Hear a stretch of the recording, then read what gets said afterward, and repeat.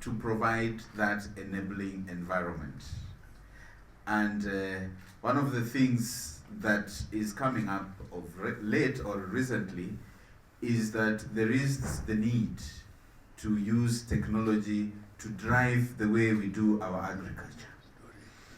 We are currently focusing on the big four. One of them is food security, whose backbone is basically agriculture.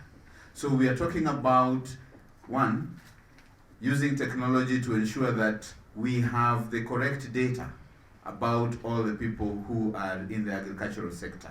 It is for that reason that we're actually doing a farmers registration, whereby with that correct information about our farmers and their land acreage, we are able to now connect the two. You know who to provide subsidy to, because you find in most cases some of these things get lost somehow because of lack of correct information. So data is very important, and as a ministry we're really focusing on the issues of big data and ensuring that really our people do the correct kind of farming, so that we give them right information about the right seeds to plant, the right time to plant.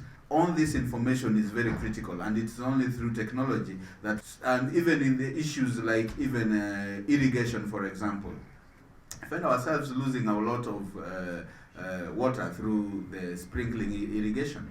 Probably our mode of irrigation may need to change to actually do what they call drip irrigation. You drip, you put water where it matters, rather than waste a lot of water sprinkling all over the place. So we using technology, we are actually providing a lot of all this information. So all this, we are trying to embed technology in all this chain of agriculture to ensure that our people get the right market, our produce are done using in the right environment, and the information relating to issues of pricing and who buys, where the market is available, we are trying to provide that information. We need to get people to start making business plans that are credible, that really have everything worked out.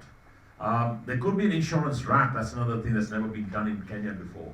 An insurance wrap around a financing, so that insurance gives you all the risks that are insurable. There's de-risks in that, and saying fine, banks can make it bankable. Do remove the interest rate cap, but they say for the big four, 10%, 10%, 10%, lending to housing, lending to agribusiness, lending to manufacturing, and lending to affordable healthcare. If that was done, then the banks will have to lend to those sectors, and that will probably open up something.